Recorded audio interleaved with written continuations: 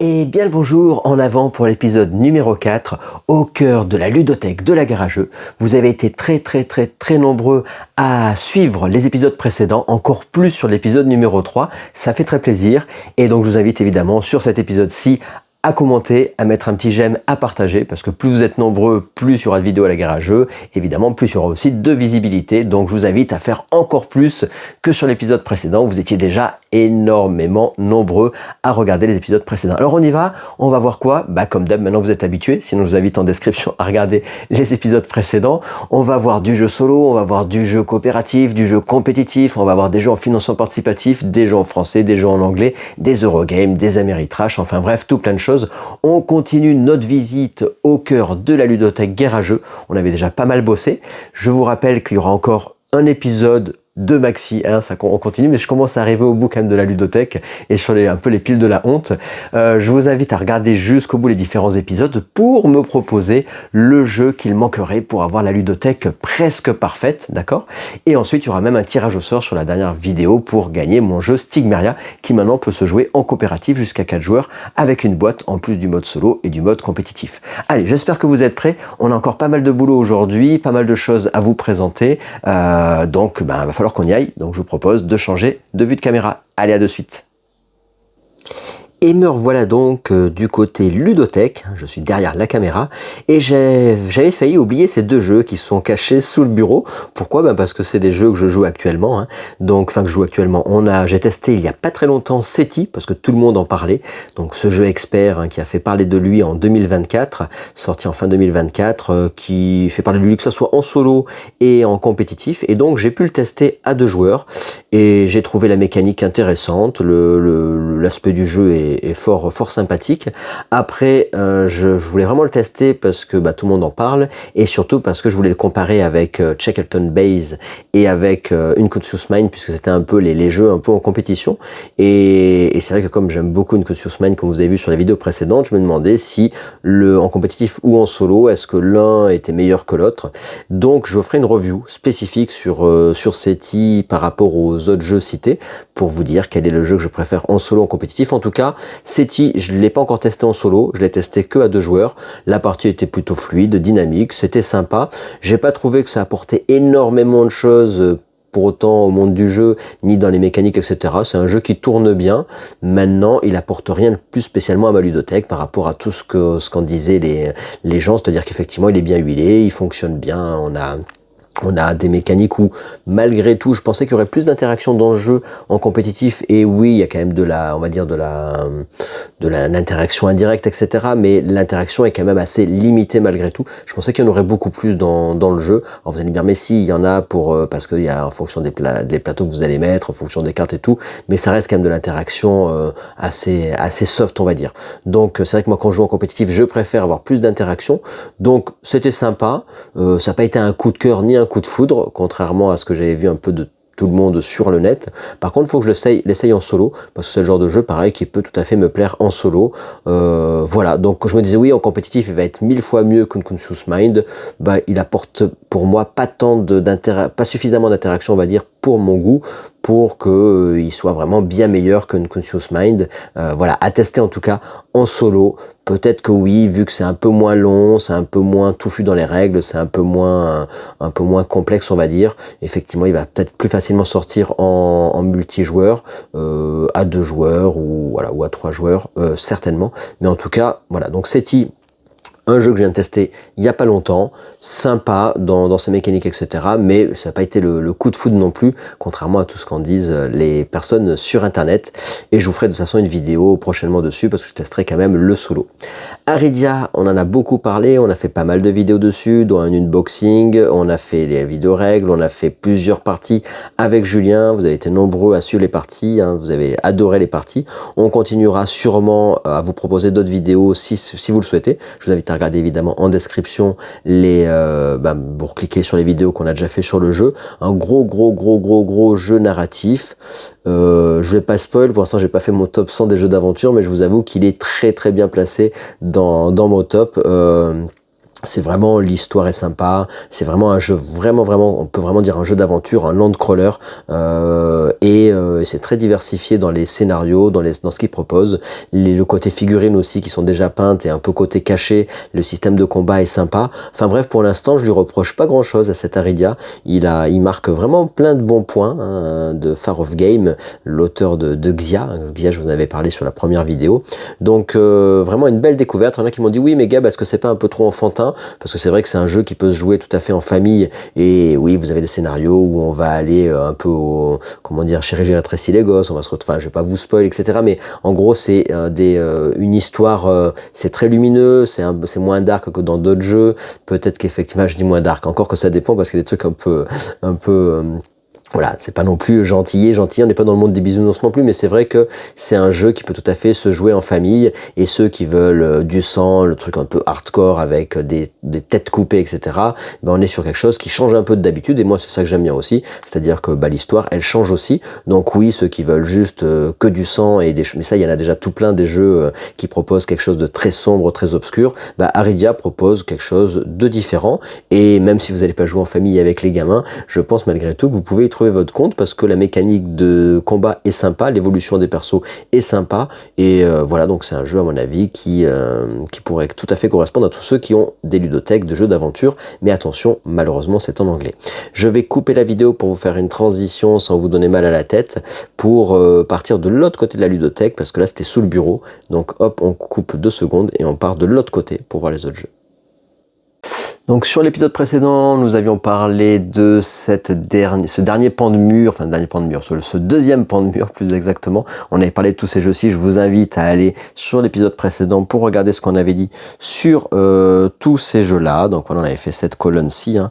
On avait parlé de tout ça, hop, on descend, on avait parlé de tout ça, et on arrive sur la dernière colonne de ce pan de mur, avant d'attaquer le dernier pan de mur de la ludothèque Garageux.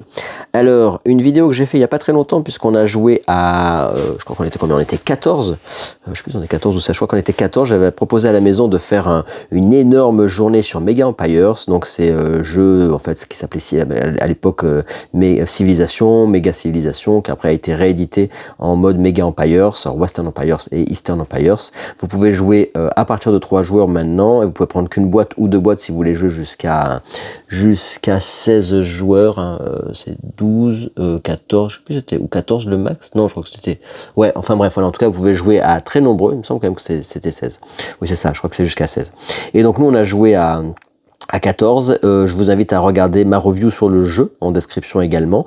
Un gros jeu de civilisation, il n'y a pas du tout de hasard. En tout cas, vous, quand vous allez jouer, vous n'avez pas de hasard dans ce que vous allez acheter comme carte de civilisation, dans les aires qui vont changer, dans ce que vous allez voir sur le plateau de jeu. Évidemment, là, il y a beaucoup de confrontations. Moi, c'est ce que j'aime bien. Par contre, il y a du hasard dans ce qu'on appelle les catastrophes, hein, à chaque fin de tour, on va avoir des cartes catastrophes qui vont vous arriver sur la tronche, et ça fait mal, ça pique entre les volcans, les déluges, entre la famine, c'est un jeu assez punitif de ce côté-là. Par contre, moi j'ai beaucoup aimé la mécanique de ce jeu, dans le développement du jeu, dans le développement de votre civilisation. Par contre, malheureusement, c'est très long, trop long, et c'est le gros point noir du jeu, c'est qu'il a une bonne mécanique, mais qui s'adapte pas pour jouer pendant 16 heures, à mon goût. Je vous invite à voir encore une fois la vidéo. Par contre, il a un mode, on va dire, short game, qui peut permettre d'accélérer partie, et donc d'être plus jouable et plus sympa quand vous jouez à 14 ou à 16, pour pas que ça soit trop redondant et répétitif comme jeu. Voilà, ou alors faudrait jouer une partie longue mais à 5-6 joueurs je pense, ou alors jouer une partie courte quand vous jouez à plus de 12 joueurs, sinon ça devient un peu l'enfer. En tout cas autour de la table tout le monde en avait à la fin malheureusement marre, voilà, enfin tout le monde, pas tout le monde mais presque,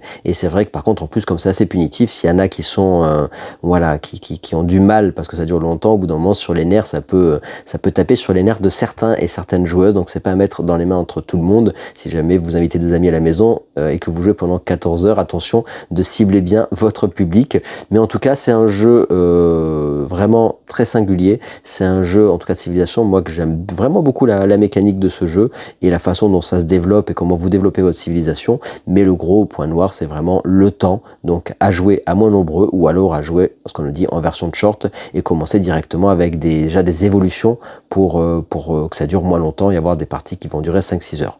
Voilà, donc je vous invite à regarder en description, donc très sympa. Mais attention à ne pas mettre entre toutes les mains. Et puis, il faut avoir les joueurs qui vont avec, puisque c'est minimum 3. Peut-être qu'à 3 à 5 joueurs, hein, ça peut vraiment se faire aussi. Je pense avec des gens qui connaissent un peu le jeu. Faut lui redonner sa chance en tout cas. Mais je sais qu'il y a des joueurs qui lui redonneront pas sa chance de se contester. Parce que voilà, et au bout de 14 heures, ils en pouvaient plus. On continue. Alors lui, Android Netrunner, le jeu de cartes. Il faut savoir qu'il y a eu un jeu de cartes à collectionner. Puis après, par l'auteur de Magic. Hein. Et ensuite, il y a eu mais là, c'est du côté SF. Hein, il y a ce côté... voilà, mais runner des réseaux et tout ça, qui a été un des jeux les plus adorés, les plus aimés de l'époque. Hein. Il est vieux ce jeu. Il a été repris après par FFG en jeu de cartes évolutif et non plus jeu de cartes à collectionner. Donc moi j'aime beaucoup les jeux de cartes évolutifs puisque la différence, et surtout en jeu de cartes évolutif compétitif, il n'y en a pas tant que ça. Et moi j'aime beaucoup le fait que, comme par exemple la Légende des 5 Anneaux, la 2e édition, qui permettait que tout le monde ait les mêmes cartes, qu'il n'y ait pas de côté collection et que ça soit quand même compétitif, que le jeu évolue au fur et à mesure du temps. Il y en a comme Aurora Arkham et le Seigneur des Anneaux, Aurora Arkham on en a déjà parlé, qui sont jeux de cartes évolutifs mais qui sont coop, et ben là c'est compétitif. Et donc ça c'est vrai que je trouve que ça manque un peu. Pour ça d'ailleurs qu'à la garageux vous savez que je suis en train de faire 2 jeux, un 4X et le deuxième, si vous le savez pas déjà, j'en ai déjà parlé, mais ceux qui n'avaient pas suivi, je fais aussi un jeu de cartes justement, deck building ou jeu de cartes évolutif, en tout cas un jeu de cartes où il y aura différentes extensions, que ça soit compétitif, solo ou coopératif, mais vraiment qu'il y ait du compétitif. Et il y en a pas tant que ça, je trouve, qui sont évolutifs avec du compétitif. Donc Netrunner apportait ça et les joueurs adoraient le jeu. Ça a duré pendant beaucoup d'années où ça a été soutenu et les gens adoraient. Ça a été arrêté. Les gens pensaient qu'il était mort, mais non. Il y a Null Signal Game qui a repris et il y a toujours des championnats, du jeu organisé, etc. sur ce jeu. Et donc encore une fois, comme je vous disais, ceux qui sont jeux de société, qui veulent pas dépenser des milliers d'euros dans des cartes sans savoir ce qu'ils vont avoir, bah là, le jeu de cartes évolutif en compétitif, ça peut être des jeux pour vous. Et donc Netrunner revient en France également, dans toutes les langues, mais en Europe il est difficilement trouvable, il est très demandé, et c'est Null Signal Games, c'est une association en fait qui a repris la licence et qui font des tournois, des championnats du monde même, etc. Et ils vont m'envoyer, ils m'enverront, je pense cet été, une copie presse pour que je puisse vous parler du jeu, sachant que vous pouvez très bien sur leur site télécharger les cartes et les imprimer pour jouer chez vous avec les nouvelles règles mises à jour, et chaque année ils refont des nouvelles cartes, des nouvelles saisons. Donc le jeu n'est pas mort, mais il a été repris par une assos et je trouve ça sympa. Ça veut dire que vraiment les gens adorent et vivent le jeu de l'intérieur et par les passionnés. Donc je pense vraiment que c'est un titre à garder. Les gens le connaissent depuis des années, ceux qui le connaissent pas et qui comme moi n'y ont jamais joué, et ben ça vaut le coup de vous y intéresser, ou à télécharger, à faire en print and play, ou alors moi je ferai des vidéos cet été dès que j'aurai reçu les copies presse par Null Signal Game. Voilà, donc Netrunner, un jeu d'affrontement 1 vs 1 en jeu de cartes évolutif. Vous préparez votre deck avant de faire votre partie, donc là il n'y a pas de deck building à proprement parler pendant la partie, c'est vraiment avant que vous allez construire votre deck et affronter votre adversaire, et on en parlera cet été, ça arrivera. Pauper's Leader, j'ai reçu par son auteur il y a quelques mois le jeu, c'est du Landcrawler, on va dire familial si on veut, vous allez jouer à un pauvre qui va vivre son aventure avec son petit oiseau, son compagnon, et je vous invite à regarder la vidéo en description, pareil, regardez dans la description, parce que moi j'ai bien aimé ma partie. C'est un jeu où il y a du hasard, on va pas se mentir, mais on vit vraiment une aventure, et ça j'aime bien ce genre de jeu. Déjà les illustrations moi me plaisent beaucoup, ça change de ce qu'on peut voir, et il vous fait vivre une aventure. Vous allez avoir plein de choses qui vont se passer durant votre partie. Et dans les Landcrawlers, il n'y en a pas tant que ça. Attention par contre, lui est en anglais. Voilà, bon, vous allez me dire aussi, voilà, Mega Empire, mais voilà, ça c'est en anglais, donc il faut, après l'anglais, il n'y a pas énormément de texte dessus, c'est pas, vous allez vivre une aventure par ce qui va vous arriver et les objectifs qu'on va vous donner. Il y a des objectifs, vous allez pouvoir jouer solo, compétitif, coopératif. Moi j'avais joué solo, donc vous allez avoir certains objectifs à résoudre pour réussir votre partie, et je vous invite à regarder la vidéo pour voir si ça vous plaît ou pas, sachant qu'attention, ça reste un jeu avec du hasard, ça reste un jeu assez simple dans ses mécaniques, mais où on passe un bon moment sur un scénario suffisamment court, et à la fois vous allez avoir chaque partie qui va se renouveler malgré je sais pas combien, une dizaine de scénarios dans la boîte. Vous pouvez aussi retrouver des extensions, et là pourquoi vous pouvez jouer en solo, parce que dans la seconde édition vous pouvez jouer solo. Donc je vous invite à regarder. Moi j'avais passé en tout cas un bon moment en Landcrawler sur ce jeu là. Là on a on va avoir 3-4 jeux de pile de la honte parce que je les ai mis ici. Ils sont cumulés là, c'est la fin de mon pan de mur, là, c'est à l'entrée de la garageux. Donc ils sont là, ils m'attendent un jour et ils m'attendent depuis très longtemps ceux-là. Je pense qu'ils sont plutôt en bas de la pile de la honte. Je les avais pris sur des jeux d'occasion pas très chers. Je m'étais dit bon un jour je les testerai et puis je les ai jamais testés. Puis à chaque fois il y a des nouvelles choses à faire et puis je les teste pas. On a quoi? On a First Martian. First Martian, si je dis pas de bêtises, qui est par l'auteur de Robinson Crusoe, notre chouchou. Et étonnamment, il a été moins publicité, moins odoré que son, voilà, peut-être parce que Robinson, c'est un thème qui parle plus que Mars, je sais pas. En tout cas, c'est un jeu qui se joue coop, par contre il se joue avec une appli. L'appli est intéressante parce qu'elle vous donne les scénarios, etc.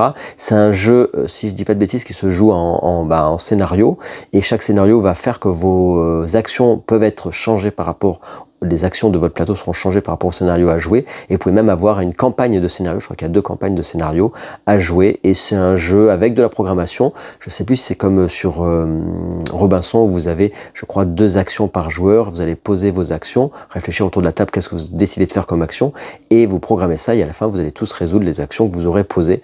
Donc côté programmation, etc. Je vais pas rentrer complètement dans les détails dans le jeu puisque il va falloir y jouer pour vous en dire plus, mais c'est un jeu qui a pas eu tant de pub que ça, qui se joue avec une appli par contre, et ça se joue coop, vous allez jouer tous ensemble contre le jeu, et surtout c'est quand même un jeu par l'auteur de Robinson Crusoe. On a un jeu encore moins connu, Martian Story of Civilization. Je crois qu'il n'est pas connu parce que les règles sont, d'après ce que j'ai lu, mal écrites. Encore une fois, je vous dis que là, c'est 3 jeux de la pile de la honte, donc je vous dirai pas plus que ça. Mais pareil, il y a marqué qu'on peut jouer solo, compétitif, coopératif. Il paraît qu'il vaut mieux le jouer en coop, clairement. C'est du jeu qui doit se jouer en coop. Si les autres modes de jeu, des fois c'est dommage quand on vous dit ça fait tout, et si vous jouez pas le bon mode de jeu, des fois vous allez pouvoir être déçu du jeu. Donc il paraît, il y a des bons retours à condition d'y jouer en coopératif, et c'est un jeu aussi qui va avoir des différentes fiches missions qui vont vous changer un peu la façon dont vont se faire vos parties. Je crois que ça se joue, alors je sais plus, c'est First Martian se joue je crois en 6 manches, je sais pas s'il se joue pas en 8 manches, mais voilà, pareil, je vous en dirai pas plus sur ces jeux-ci qui sont dans les piles de la honte. Et le dernier de la pile de la honte ici, c'est Thunderbirds, qui fait partie c'est tiré de la série que j'ai jamais regardé à l'époque. Je sais pas si j'étais trop jeune ou pas, j'en sais rien, mais je suis pas tombé dessus en tout cas à l'époque, d'une série avec des figurines et des poupées, des jouets, et il y avait un côté agent secret où il va y avoir des machines futuristes à diriger, contrôler, créer. Et donc dans ce jeu-là, vous allez en fait avoir un héros qui va déplacer ça, c'est du déplacement vous allez contrôler une machine un peu futuriste, et vous allez vous déplacer sur le plateau, et c'est par l'auteur de Pandémie. Donc ceux qui aiment bien Pandémie, sachez que c'est l'auteur de Pandémie, donc c'est pas n'importe qui, et c'est quand même, il y a des similitudes avec Pandémie sur le côté. Je crois qu'il y a des cartes menaces, enfin en tout cas des cartes d'événements négatifs qui vont vous arriver, mais après il y a tout un tas de choses qui en font que le jeu est différent de Pandémie. Je crois que dans le hasard, il y a quand même c'est du jeu avec du dé, et il y a quand même pas mal de hasard, et il va falloir évidemment arriver à contrôler ce hasard, et je vous en dirai plus le jour où on y jouera. Voilà, vous allez pouvoir y jouer, c'est également en solo jusqu'à 4 joueurs, édité par Asynchron, donc c'est rigolo. Là, c'est pas du wargame comme Fief, comme ah mince, ça me reviendra dans les gros jeux de Asynchron qui malheureusement n'existent plus, si je dis pas de bêtises, et ils ont fait un jeu un peu qui change de ce qu'ils ont l'habitude de faire, avec Thunderbirds. Donc par contre le design, le thème, etc. sympa. Il y en a qui le préfèrent à Pandémie, même s'il y a plus de hasard, donc on y reviendra plus tard. Allez, dans les jeux que j'ai joué, Dark Souls, le jeu de cartes. Alors c'était très critiqué, le jeu de figurines, où il fallait vraiment faire des règles maison pour que ça soit sympa. Et écoutez, quand j'ai joué en tout cas au jeu de cartes, parce que le jeu de figurines, on me l'a donné, je l'ai redonné, je l'ai fait un jeu concours où je l'ai donné direct, donc je l'ai même pas testé moi le jeu de figurines. Je me dis ouais non, s'il faut trop adapter les règles, c'est pas la peine. Et le jeu de cartes, écoutez, j'ai trouvé ça sympa. Le design est assez, je sais pas si je peux dire photoréaliste, mais sympa. Et surtout, ce que j'aime bien dans ce jeu, c'est le côté où vos personnages, vous allez les placer sur un mini plateau de jeu, et en fonction de l'endroit où vous allez les placer, vous allez pouvoir attaquer, vous défendre en fonction des ennemis qui vous font face. Et donc j'aime bien ce côté placement-déplacement de je suis en avant, en première ligne, en arrière, de comment je place mes cartes. C'est différent de Space Hulk dont on avait parlé, parce que c'est pas le même style. Là, c'est vraiment plutôt du placement tactique par rapport au combat, de si vous êtes en premier pour tanker ou à l'arrière, et qui c'est qui vont viser, si vous êtes plutôt à droite, à gauche, etc. Donc ça, c'est un côté sympa dans le jeu de cartes. Le côté évolution des persos aussi est plutôt sympa. C'est pas très compliqué dans la mécanique de jeu. Moi, j'y avais joué à 2 joueurs, je sais plus, en tout cas, c'est sûr, j'ai joué à 2, je sais pas si j'ai joué à 3, et j'ai joué en solo, et à chaque fois, mes parties, j'avais trouvé ça sympa. Alors, ça remonte un petit peu, hein. C'était pas d'hier. Je crois que j'avais fait une vidéo aussi, je crois que j'ai fait une vidéo sur le jeu, donc je vous invite à regarder la vidéo que j'avais fait sur le jeu, et les parties que j'avais fait, du coup, pour le coup, c'était plutôt sympa à chaque fois, avec cette évolution. Alors c'est pas un jeu à campagne, hein, mais vous allez évoluer faire évoluer votre personne, pas évoluer, vous allez gagner de l'amélioration, si peut-être des enchaînements de perso, je sais plus, avec des gros boss à affronter, mais en tout cas vous allez avoir du stuff et durant la partie en deck building améliorer votre personnage. Donc sympa comme jeu de cartes. Et en parlant de jeu de cartes, un de mes chouchous, Legends Untold, on a fait beaucoup de vidéos dessus. Là, pour le coup, c'est du jeu d'aventure, contrairement à Dark Souls, où c'est vraiment du jeu de combat, on va dire, hein, d'affrontement. Là, on est sur un jeu où on va rentrer dans des grottes, on va avoir des scénarios one-shot. Je vous ai fait une vidéo parce que j'ai eu accès au proto de la nouvelle extension, où c'est vraiment un gros, là pour le coup, c'est un gros jeu à campagne, et vous allez faire évoluer votre équipe de personnages, vous allez pouvoir jouer à nombreux, hein, parce que si on regarde ici, si ça fait la mise au point, à partir d'un joueur, et il n'y a pas marqué plus parce que effectivement vous allez pouvoir jouer après en fonction des boîtes que vous avez, vous allez pouvoir jouer à beaucoup plus nombreux, hein. Donc je sais pas, je crois qu'on peut jouer même à 6, à 7, bon après je pense que les parties seraient trop longues, hein. Déjà même en solo c'est long, et ce qui est sympa c'est qu'il y a un côté lumineux, obscur, vous allez vous déplacer, il y a un côté furtif dans le jeu, vous allez faire évoluer votre équipement, vos compétences, vous allez chercher récupérer vous allez miner dans les nouveaux qui sont sortis là, ça c'est les 2 anciens, donc c'est... comment ça s'appelle, Inspiring Game qui a fait ça. Il n'est pas encore arrivé le Legends Untold, le dernier, Illumination of Deep Sorrow, voilà, ça y est, ça me revient en tête. Mais moi j'aime beaucoup la mécanique, je vous invite à regarder en description pour voir si ça vous plaît. Mais en solo j'aime bien parce qu'il y a côté exploration, on va dans les grottes, on va récupérer des ingrédients, dans le nouveau on va même récupérer des plantes pour faire de l'alchimie, on va améliorer ces personnages, donc c'est ça qu'on aime bien, les leveler. Et il y a une histoire maintenant dans les nouveaux, alors dans solo aussi il y avait une histoire que je vous avais traduit, mais là c'est quand même plus poussé dans l'histoire, et la mécanique de jeu est sympa, même si elle est un peu au début compliquée, parce qu'il y a tout un système d'initiative, de qui c'est qui est devant, qui c'est qui est derrière, qui c'est qui tape à l'arc, pas à l'arc, qui c'est qui tape en range, du coup qui c'est qui prend les dégâts en premier, qui c'est qui tape d'abord puis après, donc il y a tout un tas de, on va dire, la mécanique de déplacement dans le donjon est plutôt sympa, avec le côté si j'ai une torche, je suis plus rapidement vu par les monstres, mais par contre je risque moins de prendre des pièges. Si par contre j'ai pas de torche, je suis dans l'obscurité, je vais me déplacer moins vite, mais par contre je prendrai moins les monstres sur la tronche, mais j'aurai plus de pièges dans la figure. Et donc cette mécanique de jeu fonctionne très bien, et les combats par contre sont un petit peu plus compliqués au début, mais une fois qu'on a compris quand même, on s'y fait, c'est pas si dur que ça. Et ça s'adapte au nombre de joueurs aussi, donc très sympa. Voilà, Legends Untold. Ensuite, Space Corp, on en a parlé, j'ai fait une partie à 2 joueurs il n'y a pas longtemps, donc on en a parlé sur la vidéo précédente. Et là, donc je disais, c'est ma colonne un peu des jeux, des piles de la honte, même s'il y a évidemment des jeux aussi que j'ai joué, mais c'est les derniers là, un peu piles de la honte. On a Space Empire 4X, qui est un jeu que je veux jouer depuis longtemps. C'est un jeu, quand on veut jouer en solo, où il paraît qu'il faut essayer d'avoir les extensions. Donc moi j'ai l'extension, mais il faut que je m'y plonge dedans, il faut que j'y reste, parce que si je fais une seule partie du jeu, je vais pas l'apprécier, donc il faut vraiment que je me pose en me disant pendant un mois, allez, je joue presque que à ça. Et bon, il y a d'autres chaînes qui le font très bien. Il y en a qui disent vraiment c'est le meilleur 4X de tous les temps, c'est du GMT, donc c'est pas très beau, mais ça veut pas dire que c'est pas bien. Et il paraît que pour jouer en solo, par contre, il faut vraiment le Replicator, je crois, et Encounters d'ailleurs, sinon c'est moins sympa. Il y en a qui adorent le jeu en multi, d'autres qui adorent le jeu en solo. Des jeux 4X en solo, il y en a pas tant que ça. Et ils sont pas trop faits pour, apparemment, ceux-là, les gens qui jouent en solo l'aiment beaucoup. Et il y a une nouvelle extension qui devrait sortir, parce que les précos de GMT, quand il faut qu'il y ait minimum 500 personnes qui précommandent pour qu'ils sortent l'impression des extensions. Donc là, ça devrait bientôt être en impression, le nouveau, je me rappelle plus le nom de tête, mais en tout cas, il va y avoir une prochaine extension. Donc je prendrai sûrement, et comme ça, je pourrais jouer avec le jeu de base et toutes les extensions sur tout ça. Mais c'est vrai qu'il y a un groupe Facebook, je vous invite à aller voir, du jeu, hein, Space Empire 4X, avec plein de gens qui sont fans du jeu, qui pourront vous aider. Et c'est vrai que moi, il faudra que je pense que je me rapproche d'un des fans du jeu pour pouvoir me faire initier sur le jeu.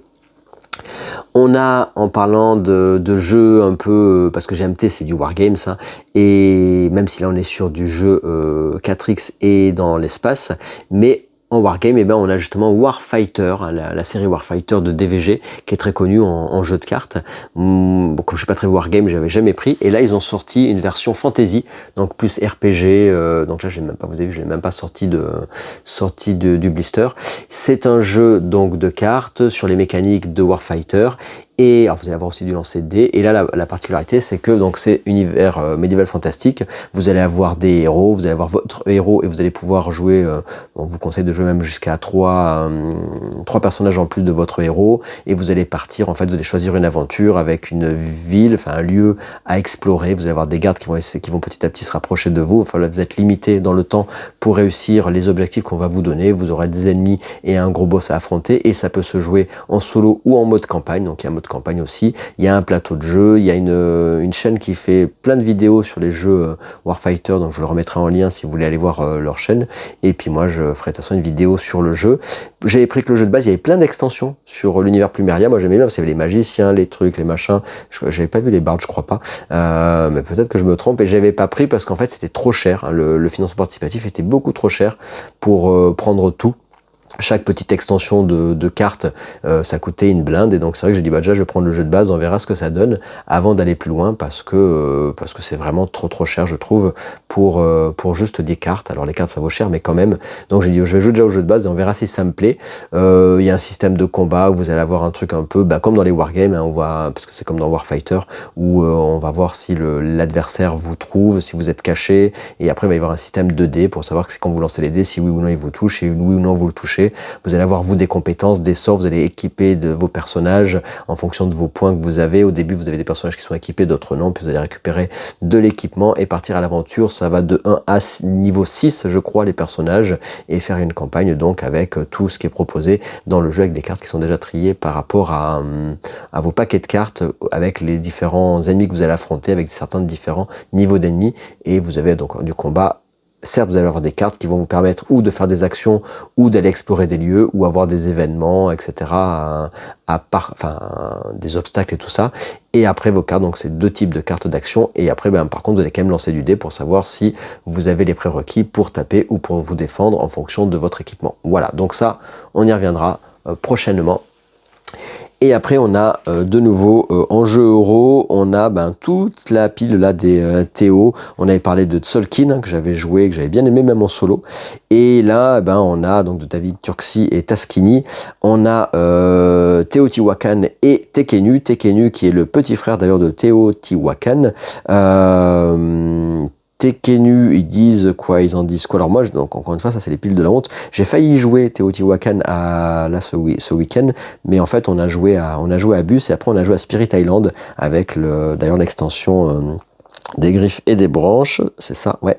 Et donc on peut pas jouer à tout, hein, donc c'est vrai qu'à chaque fois, avec tous les jeux qu'il y a, il faut trouver le temps pour tout tester, mais ça viendra, vu que maintenant les calax sont pleines. De toute façon, à un moment donné, on arrivera sur les piles de la honte. Je vous invite d'ailleurs, il y en a qui m'ont déjà dit, oui, on aimerait bien sur ta pile de la honte voir d'abord ça ou ça. On fera une vidéo pile de la honte en disant dans quel ordre vous voulez voir arriver les différents jeux qui n'ont pas été encore vus sur la garageux et que je n'ai pas encore joué. Donc voilà, donc Tekenu, placement, donc apparemment c'est mieux de jouer à 3, il paraît. Il y en a qui le préfèrent à Teotihuacan, d'autres qui préfèrent Teotihuacan, je sais pas si en Teotihuacan peut-être plutôt, avec ses extensions.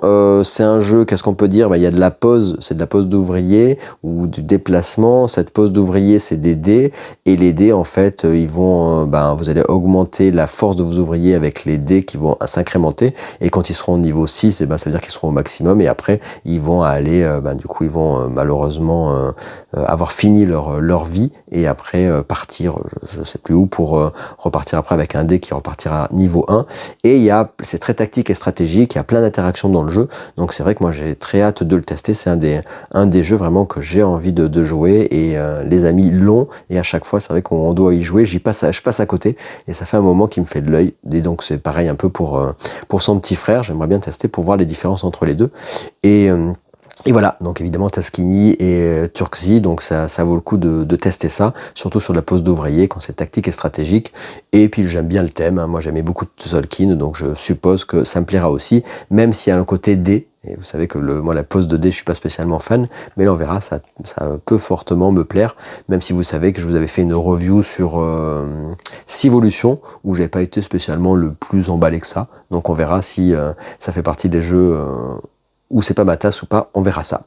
On a fini donc là cette petite partie pile de la honte, on va dire, et on va changer de vue, donc je vais à nouveau arrêter la vidéo pour passer sur une autre vue. Allez, c'est parti.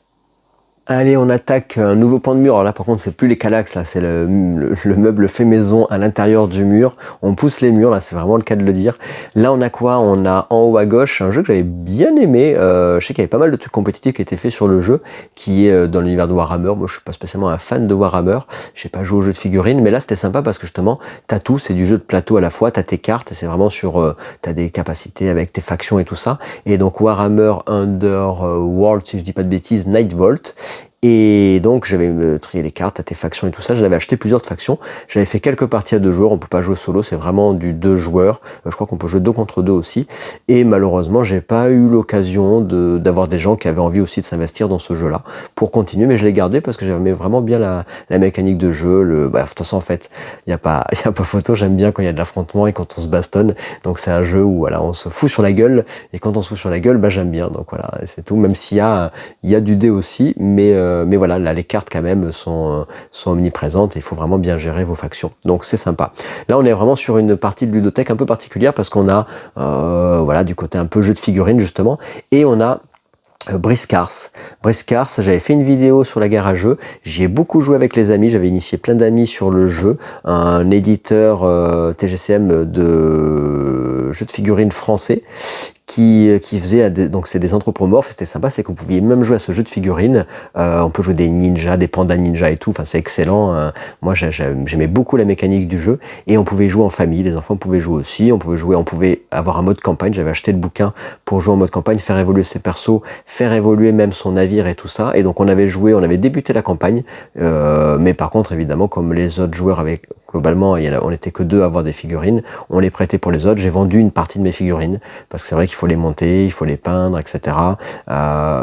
Donc voilà, donc j'ai gardé qu'une partie des figurines, mais j'ai pas gardé ce qu'on appelle les chiens, il y avait tous les chiens, les mercenaires, je les ai pas gardés, les chiens mercenaires, j'ai gardé que les pandas, voilà, les pandas ninja, ça c'était la classe, donc j'ai encore joué à 2 joueurs, mais c'est vrai qu'on pouvait même faire des parties à 4 joueurs, on avait fait des parties à même plus nombreux, on s'était fait des délires aussi, parce que tu peux même jouer sur un terrain de je sais plus, c'est de baseball ou de football américain, c'était plutôt... Enfin bref, il y a plein de trucs complètement fous. Les mécaniques du jeu, c'est du lancer de dés, mais vous allez construire votre équipe. J'avais même fait un tournoi, je connaissais pas le jeu, j'étais parti en Suisse pour faire un tournoi sur le jeu alors que j'avais jamais joué. J'étais content parce que j'avais gagné le tournoi, je m'étais fait une équipe avec des pandas et tout, j'avais fait un truc de dingue, et j'avais gagné le tournoi, alors que voilà, parce que j'avais eu les bons lancers de dés, et la bonne stratégie. Ce qui est marrant, c'est que c'est un jeu à scénario, donc c'est pas juste faut se foutre sur la gueule, c'est qu'en gros vous avez des scénarios, et à chaque fois le but c'est pas spécialement obligatoirement d'éliminer toute l'équipe adverse, mais vous allez avoir des objectifs, ou d'éliminer les autres, ou alors de réussir vos objectifs de scénario,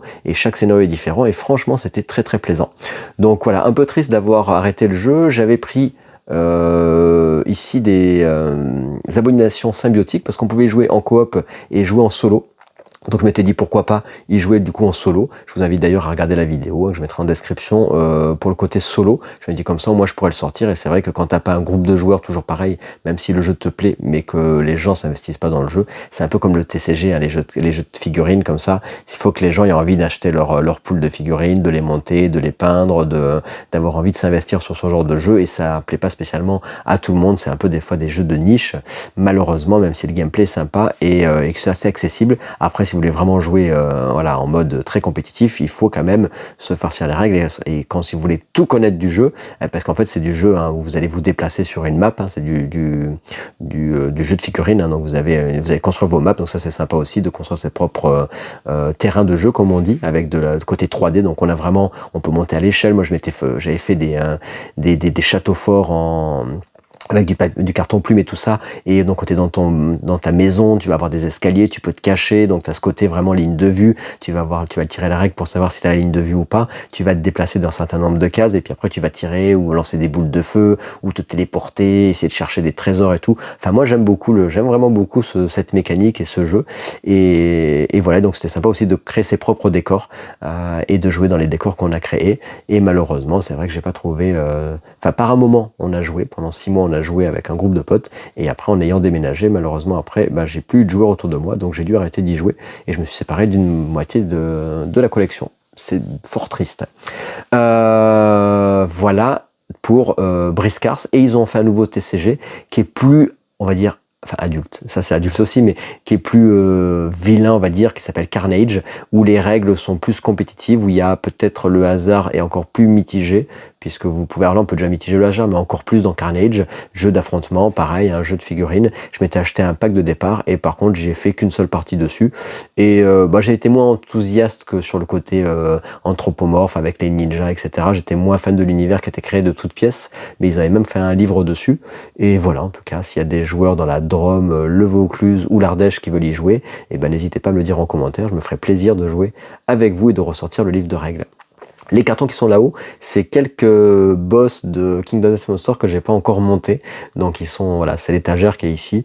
C'est la pile de la honte des figurines pas montées pour pouvoir jouer aux différents boss de Kingdom Death. Moi j'avais juste fait le Gorm et 2-3 autres, mais j'ai pas monté tout le monde. Voilà. Ça c'est le petit arbre de Everdell. Ici, c'est pas un jeu que j'avais acheté, c'était un jeu là en dégriffé, comme on dit sur Philibert, donc ça coûtait 3 à 4 euros la boîte, Rune Wars, et je l'avais pris pour m'entraîner à faire de la peinture sur figurine ou pour faire du jeu de rôle. Il y a aussi ici par contre devant c'est les portes de Dungeon, de League of Dungeoners, voilà, pour faire, donc là vous pouvez faire aussi du jeu de rôle avec. Bref, j'avais pris tout ça, c'est apparemment un wargame, ceci dit, qui était très sympa, un jeu d'affrontement, un jeu de figurines très sympa, pas wargame, pardon, enfin c'est un peu pareil, parce que le jeu de figurines, c'est au départ du wargame aussi, et voilà, mais donc ça avait l'air sympa les règles, mais j'ai pris surtout pour peindre. Là, on a une ligne complète qui est attribuée que au Seigneur des Anneaux, le jeu de cartes évolutif. J'ai fait les 2 premiers cycles complètement, j'ai globalement joué surtout en solo, j'ai adoré y jouer en solo, j'adore le Seigneur des Anneaux, j'adore les illustrations du jeu, le jeu a duré pendant 10 ans, maintenant il a été réédité dans des grosses boîtes où vous avez tout, vous n'avez plus besoin d'avoir 3 fois la boîte de base et puis après les cycles, etc. Il y a alors j'ai pris aussi les pods, les Nightmares, enfin j'ai pas toute la collection, mais presque, en tout cas j'ai les 9 cycles, et j'ai fait les 2 premiers cycles complets. Moi je m'étais mis à jouer en mode vanilla, c'est-à-dire en gros j'avais acheté les boîtes, puis je me suis dit allez, je joue que le jeu de base, sans partir du premier cycle, et j'avais joué que les cartes du jeu de base, et comme il n'y avait pas le mode campagne à l'époque, j'avais débloqué mes cartes au fur et à mesure des scénarios. Je gagnais un scénario, je débloquais les cartes, je débloquais un deuxième scénario, je débloquais les cartes, et donc en gros je débloquais les cartes que du cycle en cours, et ça me permettait d'avoir un petit côté legacy ou campagne, et à chaque fois quand je suis arrivé au cycle 1, j'ai débloqué les cartes du cycle 1 ou des scénarios, et après pareil au cycle 2, j'ai débloqué les nouvelles cartes, ce qui me permettait de faire du deck building au fur et à mesure, et pas de faire du deck building d'un coup des 9 cycles et de tout ouvrir d'un coup, ce qui était de toute façon trop pour moi. Je préférais découvrir les cartes au fur et à mesure. Donc j'aimais bien ce système-là, qui me donnait un côté campagne du jeu, même s'il n'y avait pas de mode campagne. En gros, vous faites un scénario, puis vous faites un deuxième, puis un troisième.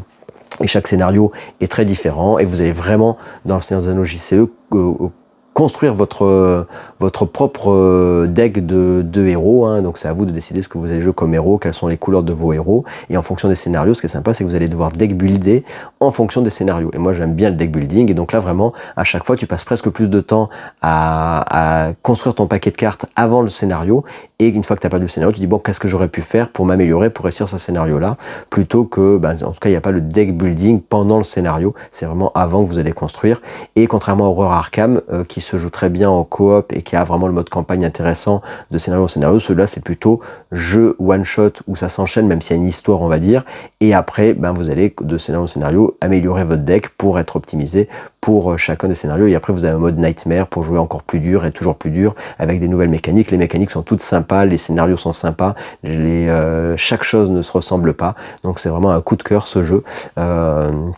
Je vous invite à regarder les 2 vidéos qu'on a fait avec Shep. Et d'ailleurs, là maintenant, je vais en en impression groupée, là, je récupérerai le mode campagne qu'il y a maintenant sur les nouvelles boîtes. Si vous fournissez le Seigneur des Anneaux JCE, la nouvelle édition, vous aurez l'accès maintenant aux boîtes avec tout dedans et le mode campagne. Alors je sais pas si le mode, je crois d'après les retours que le mode campagne c'est pas non plus la panacée, hein, c'est-à-dire qu'il faut pas y jouer à tout prix pour son mode campagne, mais ça a l'honneur d'exister, d'avoir maintenant un mode campagne avec la nouvelle version, contrairement à ma version où il n'y avait pas de mode campagne, mais elle peut s'adapter, on va dire comme ça. Voilà, mais par contre c'est vrai que les 9 cycles, moi c'est pour ça que je me suis pas après engagé, on va dire, dans Marvel, jeu de cartes évolutif, ni dans Arkham, parce que déjà juste une collection de Seigneur des Anneaux c'est déjà pas mal, et en plus ça prend du temps. Voilà, donc plein de scénarios. Il y a des pods aussi avec des scénarios annexes à l'époque où tous les ans ils faisaient des rencontres autour du jeu. Enfin il y a plein de choses. Il y a vraiment la chaîne de Shep aussi qui a pendant 10 ans fait des vidéos que sur ça, avant de passer sur les autres JCE également. Donc vraiment un chouette jeu, une chouette collection, des chouettes illustrations, une mécanique que j'aime beaucoup, voilà, où on va deck build avec ses héros et pour chaque scénario différent, et on s'ennuie jamais. Voilà, moi même il y a eu des fois où vraiment je me suis enchaîné 10 fois le même scénario pour arriver à gagner à chaque fois, et tant que je gagnais pas un scénario, je passais pas au scénario d'après. Donc ça vous donnait un peu la niaque de se dire non, mais tant que j'arrive pas à bien deck build, j'avance pas plus, et sans prendre les cartes des scénarios, des cycles d'après, sinon c'est un peu trop facile si tu prends les cartes des cycles d'après.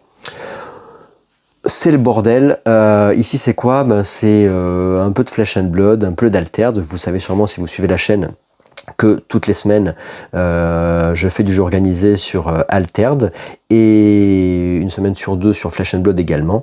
Donc ça me prend pas mal de temps en ce moment, parce que du coup on fait avec la boutique Garageux et la boutique partenaire en 4 de jeu. Altered c'était toutes les semaines depuis le mois d'octobre. On fait pas mal de tournois, d'ailleurs j'étais content d'avoir gagné un tumulte. Et là même hier on a fait une avant-première à 23 joueurs sur Altered, c'était très sympa. Et dimanche j'ai fait une journée complète sur Flesh and Blood. Donc l'air de rien, c'est des journées complètes sur le jeu de cartes, ça prend du temps. Et à la Garageux, ceux qui veulent évidemment Altered ou qui veulent du Flesh and Blood, je peux tout à fait vous en fournir. Et surtout venez si vous êtes dans la région, dans les régions voisines, que ce soit Montpellier, enfin sur la Drôme, le Vaucluse, l'Ardèche, le Gard, venez à nos événements tous les 15 jours ou toutes les semaines, que ce soit ou à la boutique en 4 de jeu ou dans les différents lieux où j'organise aussi avec la Garageux pour Flesh and Blood, parce qu'on fait plein d'événements. Et maintenant avec Flesh and Blood, en plus la nouvelle saison Icy est géniale. Donc il y a des vidéos un peu toutes les semaines sur ces 2 jeux de cartes à collectionner. En plus je viens de recevoir un cadeau de Flesh and Blood, il va falloir, j'ai reçu le cadeau Altered par Equinox, et là il y a LSS qui m'a envoyé un cadeau Flesh and Blood, et il faudra qu'on en parle. En tout cas, si vous voulez découvrir un jeu de cartes à collectionner très accessible, Altered et sympa, c'est très coloré, c'est très friendly, très familial. Si vous cherchez un jeu de cartes très stratégique, tactique, très compétitif, où vous allez pouvoir jouer évidemment aussi avec vos amis, mais là pour le coup le jeu organisé, il y a beaucoup d'argent aussi à la clé. Si vous voulez même devenir professionnel dans le jeu, vous pouvez jouer à Flesh and Blood, ou même si vous voulez juste jouer en jeu amateur. Mais si vous aimez les échecs, les jeux où il va falloir vraiment se casser les méninges. Alors je dis pas qu'on se casse pas sur les méninges sur Altered, mais c'est plus simple que Flesh and Blood. En tout cas, les 2 jeux sont sympas, ils se complètent, ils n'ont tous les 2 rien à voir. On continue avec ici un peu des jeux un peu solo. Alors tout à droite, il y a même des maps fantasy. Donc que j'avais pris pour faire du jeu de rôle, qui sont ici. Là il y a les livres de campagne de Tanares Adventure, mais j'attends d'avoir les versions françaises. En haut, oui c'est vrai que je vous avais pas redit, mais ici il y avait les figurines de Midara. Bon, on va pas en parler parce que c'est juste les figurines en plus. Donc ici on a quoi? On a plusieurs jeux. On a Vainglorious, donc Delve, Vainglorious Grotto, que j'aime beaucoup, que j'avais reçu de Incredible Dream. Et on va recevoir bientôt Council et Kinfire Chronicles qui va arriver là pour cet été, donc en plus en français. Donc je vous invite je vous ai dit, CF Ludique qui va recevoir des copies, je vous invite à aller voir, que je mettrai en description. Jeu solo, celui-là, jeu de cartes ou en duo. Moi j'ai fait les 2 formats, j'ai joué 3-4 fois en solo et en duo. Alors même s'il y a du dé, moi j'aime bien les mécaniques de cartes, et donc vraiment j'ai bien aimé ma partie, j'en avais déjà parlé. Un très chouette jeu, mais qui malheureusement ne se trouve plus, c'est les expéditions de Ming. J'ai joué qu'en solo, j'avais bien aimé, mais j'ai vu en jouant solo toute la le champ des possibles de ce jeu à deux. Donc si jamais vous êtes deux et que vous cherchez un jeu à 2 joueurs, même si moi j'ai pas joué à 2 joueurs, j'ai joué que solo, on voit clairement que c'est un super jeu à jouer à 2. Vous allez jouer les barbares et tout, je vous laisse regarder ma vidéo en description que j'aurais mis aussi en lien. C'est un très chouette jeu. Hop, alors attendez, hop. Voilà, donc pardon, j'ai eu une petite arrêt, donc c'est un très chouette jeu et je vous invite à regarder en description parce que bah, c'est un jeu d'affront, enfin de l'un, on joue l'un contre l'autre, les barbares, voilà, contre l'empereur et ça marche très bien dans la mécanique de cartes, ça marche très bien dans la programmation, dans l'anticipation, dans les cartes et tout, très sympa. Donc j'invite à aller le voir et si vous cherchez un jeu de joueurs, je vous invite à prendre ce jeu. Mais regardez d'abord en description la vidéo, même si je l'ai joué en solo, ça vous donnera une idée. En solo, c'était sympa, mais je le conseille moins en solo. Il y a mieux, j'aurais tendance à dire en solo. On a quoi? On a Iron Helm. Alors ça, c'est le Iron Chest. Donc c'est les extensions. Iron Helm, qui est un petit jeu de dés.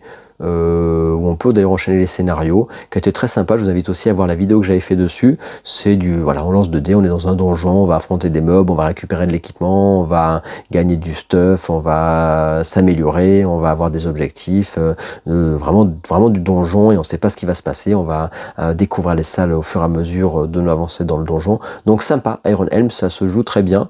Mécanique de dés avec du hasard évidemment, mais pour ceux qui aiment ce côté donjon, mécanique de dés, hasard et tout, c'est un jeu qui marche bien, c'est moins casse-neurones que Kingfire Delve par exemple, et encore moins que les expéditions d'Hemming, hein. C'est des jeux très différents. On a quoi d'autre? On a des petits jeux là, plein de petits jeux là qui sont sympathiques.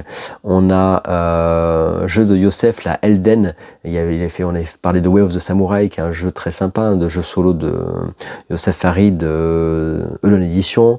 On avait Zerod qui était super aussi en jeu solo. Et il a sorti Elden. Alors moi, Elden, c'est avec le dé. J'avais moins aimé, j'avais fait une vidéo dessus. Je vous invite à aller la regarder. Ça a été un des jeux que j'avais moins aimé. Et après, j'ai pas suivi la série des autres jeux de Youssef. Il y avait Block Hall et compagnie. Je pourrais d'ailleurs découvrir les prochains parce que c'est vrai que je m'étais arrêté à Eden d'ailleurs. C'est pas Elden, c'est pas Elden Ring, c'est Eden. Donc je vous invite à regarder la vidéo si vous voulez voir. Puis ces autres jeux qui du coup moi j'avais bien aimé ces autres jeux, mais ceux-là j'avais été moins enthousiaste dessus.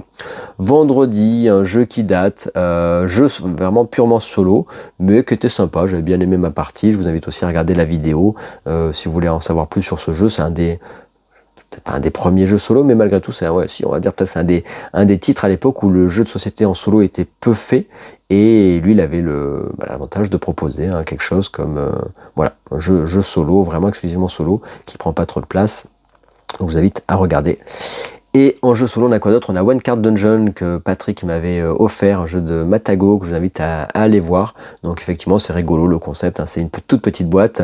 Tu as une carte et c'est le donjon. Et puis évidemment, tu as des niveaux. Tu vas affronter des choses. J'avais bien aimé. J'avais bien aimé ma partie de One Card Dungeon plus que l'autre. Je spoil un peu, je vais un peu plus à gauche, mais Patrick m'a envoyé aussi Cyber Doom Tower. Lui, j'avais trouvé super dur. L'explication des règles, ça manque un peu de précision et j'avais trouvé moins sympa. Après, je suis peut-être moins futuriste aussi, mais j'avais préféré One Card Dungeon. Voilà. Après, ça reste des petits jeux de toute façon. Et j'avais eu un petit coup de cœur pour les Fiefs de Norbois, qui est un jeu de pli solo, super malin. Alors voilà, les illustrations sont pas jolies, hein, vraiment un jeu pour les enfants de 5 ans, mais par contre la mécanique est très sympa. Donc dans les jeux solo, moi j'avais beaucoup aimé. C'était un jeu qui m'avait été envoyé par Boom Boom Games, Bad Boom Games, voilà. Donc et j'avais vraiment aimé mes différentes parties. J'avais l'après-midi, après j'avais enchaîné les parties. Ça se joue vite, ça se comprend vite. Si vous aimez les jeux de pli, franchement, en solo, ça vaut le coup. Et puis vous avez plein de missions, vous avez plein de choses différentes à faire. Et c'est très c'est très stratégique quand même. Il faut bien réfléchir pour anticiper et pour réussir à faire gagner votre partie. Donc je vous invite à regarder la vidéo que j'avais fait dessus. J'aime beaucoup ce jeu de pli. On a 3 petits jeux par contre que j'avais pas testé encore, qui est Black Sonata, qui est du jeu que vous pouvez jouer. Donc ça c'est solo, hein, donc jouer vraiment en solo. Je l'ai pas testé, donc pour l'instant je peux pas vous en dire plus. AD30, c'est sur le côté Bible et pareil c'est un jeu vraiment purement solo et c'est par ceux qui font comment ça s'appelle mince. Ça va me revenir. Nemo Soir, voilà, je crois que c'est eux également. C'est un jeu qu'on peut pas trouver, donc je t'ai dit tiens, j'étais arrivé à le voir d'occasion, je dis je vais le prendre. Je suis pas sûr que ça me plaise, mais on verra bien, je testerai ça. Et Rome Fate of an Empire, je voulais faire une vidéo, puis ça a été sorti avant. Ils ont refait une réédition du jeu, et là ils sont en train de refaire une 3e version du jeu, un jeu purement solo, et par la personne qui a fait, je crois, le Gloomhaven Buttons and Bugs, et qui a bossé sur plein de choses, hein, qui avait bossé sur, je crois, le solo de... Ah mince. Enfin, Etchiston, si je dis pas de bêtises, qui a été réédité par... c'était une campagne en ce moment par Cheap Theory Game, et c'est lui aussi qui avait fait sur... c'était un peu style Mage Knight. Voilà. Tous ceux qui en parlent disent ah ouais, il y a vraiment une similitude, un côté un peu Mage Knight sur le jeu. Je me dis ouais, c'est le côté Mage Knight et solo, il faut l'avoir. Donc je l'ai pris, j'ai lu les règles et j'ai pas joué. Donc il faut que je relise les règles et que je fasse une partie dessus. Mais c'est vrai que ça donne envie. Quand tu dis Mage Knight, effectivement, ça fait gling gling gling dans la tête quand tu joues solo évidemment. Sinon c'est l'horreur quand tu joues à trop nombreux. Ici on a le RPG de Tanares, avec le GM Pack, GM Less Pack pour pouvoir jouer aussi en solo. J'attendais la traduction française là qui est arrivée, qu'on a en PDF, donc je vais la télécharger pour pouvoir tester ça et voir ce que ça donne, l'univers Tanares. Mais c'est dans les règles de Donjons et Dragons 5, et comme j'ai pas les règles de base de Donjons et Dragons 5, et ben là t'as l'univers, t'as les scénarios, t'as tout, mais il faut avoir les règles de base. Donc il faut que je télécharge les règles gratuites, ou alors que je prenne la nouvelle version. Il faudrait que j'en commande d'ailleurs à la garage s'il y en a qui en veulent, de la toute nouvelle version 5.5 des règles de Donjons et Dragons pour pouvoir jouer justement à Tanares en jeu de rôle, mais je pense que je le masteriserai prochainement. Et comme j'adore Blade Runner et que c'est un de mes un de mes films favoris de science-fiction, et ben j'avais pris le kit de démarrage du jeu, j'avais pris aussi le livre PDF par contre en anglais, mais par contre je m'y suis pas attelé parce que le jeu de rôle à chaque fois c'est très long à masteriser. À chaque fois que je fais un jeu de rôle et que je masterise, ça me prend des mois de travail pour inventer des scénarios, pour proposer quelque chose un peu abouti. Donc c'est vrai que t'en fais pas tous les 4 matins. J'ai fait surtout beaucoup de Rêves de Dragon. On continue, on a quoi d'autre? Tout à gauche là-bas, on a Unsettled, qui est un jeu qui peut jouer solo ou coop, qui est apparemment très difficile. Et après vous avez là, il y a toutes les saisons que j'avais récupérées en occasion. Il y a le Kit de Game qui a fait une version française que je vous invite à aller voir. Il a des très bonnes pubs sur le jeu. Vraiment un jeu très sympa en solo ou en coop. Pas facile du tout, attention. Il y en a qui parlent de la rejouabilité, est-ce que c'est vraiment rejouable ou pas? Bon, je pourrais vous dire plus que si jamais j'y ai vraiment bien joué. Là, pour l'instant, j'ai pas joué, donc je vous dirai ça le jour où j'aurai joué. Mais en tout cas, moi, c'est en anglais, mais il existe, localisé par le Kit de Game. Donc soutenez aussi les éditeurs qui localisent en français, parce qu'à chaque fois, il y en a qui disent ah oui, c'est pas en français. Puis une fois que c'est en français, alors, je dis pas qu'il faut à tout prix acheter tous les jeux, mais voilà, en tout cas, le Kit de Game localise en français.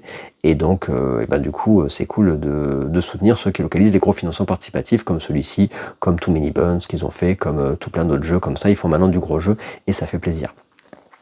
Donc Cyber Doom Tower, je vous invite à aller regarder ma vidéo pour voir un peu ce qu'on avait fait dessus, du jeu purement solo aussi. Ensuite, Maki, qui est un jeu que j'avais beaucoup aimé, je vous invite à aller voir aussi la description, un jeu solo, ça avait été beaucoup regardé, moi j'avais beaucoup aimé ma partie en solo, côté infiltration on va dire, avec des objectifs, avec tout plein de choses qui vont se passer. Pour le détailler, je pourrais pas là comme ça, je vous invite à regarder la vidéo Garageux. Moi je m'étais vraiment bien amusé sur ma partie, c'est un très bon souvenir, et quand je vous en parle d'ailleurs ça me donne envie d'y rejouer. Moi je vous dis ça, mais je peux pas rejouer à tous les jeux là direct, mais c'était très sympa, j'avais enchaîné plusieurs parties aussi et c'était bien cool. On a dans cette pile là, on a quoi? On a Under Falling Skies, j'avais fait 2-3 parties dont une avec Board Gamer 69, je vous invite à aller voir sa chaîne d'ailleurs, qui a une super chaîne aussi avec plein de gens en financement participatif, qui en fait moins mais il en refait un petit peu, et j'avais bien aimé la mécanique 2D, moi qui suis pas spécialement mécanique 2D, il y en a qui aiment pas trop, en plus il y a un petit côté campagne avec une bande dessinée, ça je l'ai pas fait, mais il apportait plein de choses avec un côté évolutif et tout ça, et j'avais trouvé la mécanique de départ du jeu plutôt sympa. Voilà, je vous invite aussi à voir ma vidéo sur le jeu si jamais vous voulez voir un peu plus en détail de ce jeu qui se joue. Alors est-ce que ça se joue que solo? Un plus, ouais, non, on peut jouer à plusieurs, mais voilà, c'est quand même des jeux qui sont typés solo. Warp's Edge, dans les jeux solo, Origame et Renegade qui font maintenant beaucoup des jeux, qui proposent beaucoup de contenu jeux solo d'ailleurs, c'est sympa. Warp's Edge, c'est en plus du backbuilding et je l'ai pas testé, donc honte à moi. Moi qui adore le backbuilding et j'ai pas testé celui-là. Ah là là, ça va pas du tout. Donc il faudra quand même qu'un jour je le teste. Voilà, je n'en dis pas plus. Legacy of You, il y avait eu un gros buzz autour du jeu. Gros buzz autour de ce jeu-là. Quoi dire? Bah, que c'est complètement solo, que c'est un jeu à campagne, il faut jouer en campagne, hein, donc il faut avoir envie de faire la campagne, et c'est pas très long non plus. J'aime bien le thème, j'aime bien les illustrations, j'aime beaucoup la mécanique du jeu. Par contre, effectivement, j'avais fait 2 parties et on sent qu'au bout d'un moment, il y a des gens qui se plaignaient de dire, une fois que tu as trouvé le twist pour gagner, bah, tu gagnes tout le temps, ou sinon bah, tu te fais marcher sur le jeu jusqu'à ce que tu trouves quelle mécanique il faut faire, et après c'est un peu peut-être redondant une fois que tu as trouvé comment dégommer le jeu en fait. Malheureusement, c'est une fois que tu as trouvé la bonne mécanique, et ben hop, tu peux le dégommer. Mais moi j'avais en tout cas bien aimé la mécanique de départ du jeu, mais pas au point de mettre, parce que tout le monde disait ouais c'est le meilleur jeu solo de tous les temps, faut pas exagérer non plus. C'était sympa, c'était mignon, voilà. Après c'est une belle expérience de jeu à tester, et je vous invite à regarder encore une fois en description ma partie, comme ça vous donnera plus d'infos sur le jeu. Les Brumes, c'était un jeu purement solo que je n'ai pas testé. Moi j'avais Adventure of Osterion, en Osterion, que j'avais fait en vidéo, que j'invitais à voir, vous pouvez jouer solo aussi. J'avais trouvé ça marrant, mon côté un peu jeu de rôle, c'est entre le jeu de rôle et le jeu de société, mais ça m'avait pas non plus, les illustrations de Guillaume Tavernier sont magnifiques, mais par contre le jeu m'avait pas spécialement plus enthousiasmé que ça. Je m'étais dit tiens, tester les Brumes qui sont purement solo, à voir, donc à tester, et je vous en dirai plus pour savoir si les Brumes c'est mon dada ou non.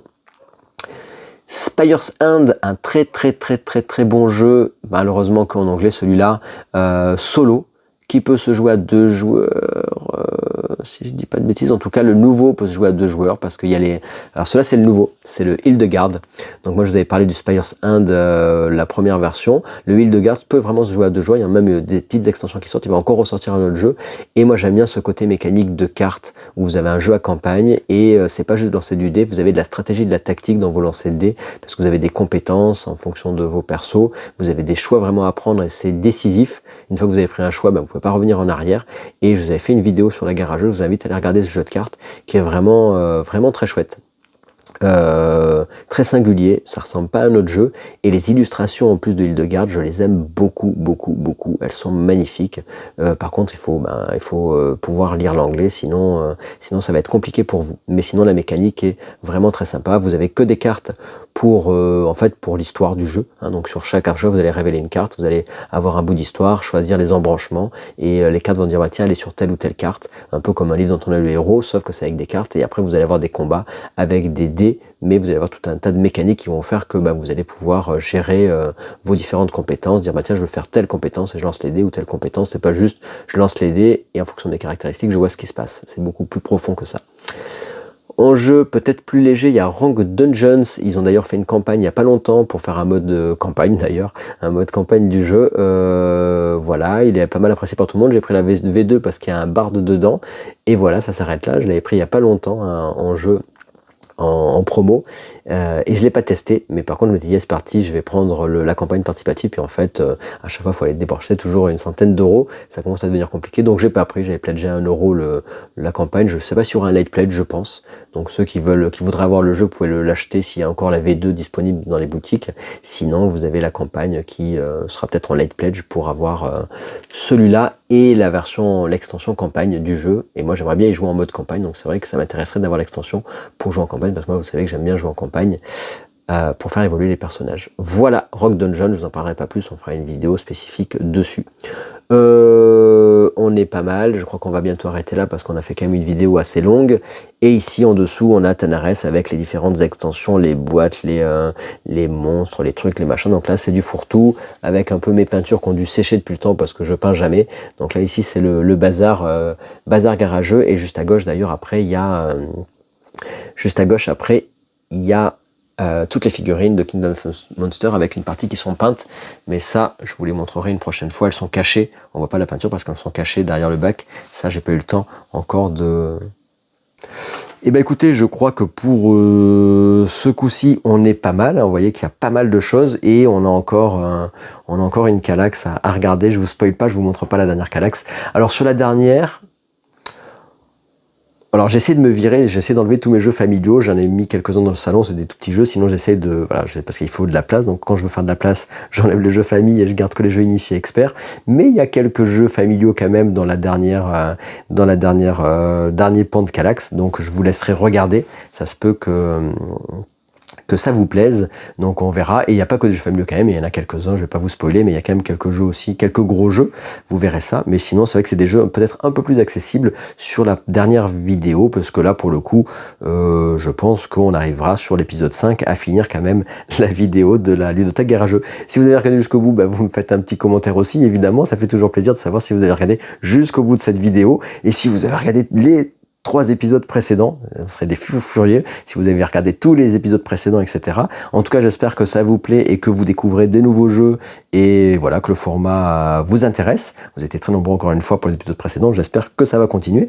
Et on se retrouve, si j'ai le temps, j'espère essayer à chaque fois d'avoir le temps, chaque mercredi pour faire une autre vidéo comme ça. Et même quand ça sera fini les épisodes de Garageux Ludothèque, ben on proposera d'autres thèmes, évidemment, toujours pareil, sur les jeux dans ce genre. On fera un peu un thème chaque semaine.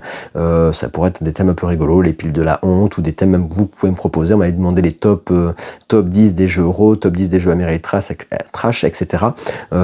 Top 100 de mes jeux d'aventure, ça arrivera un jour, donc on pourra faire aussi un jeu des tops.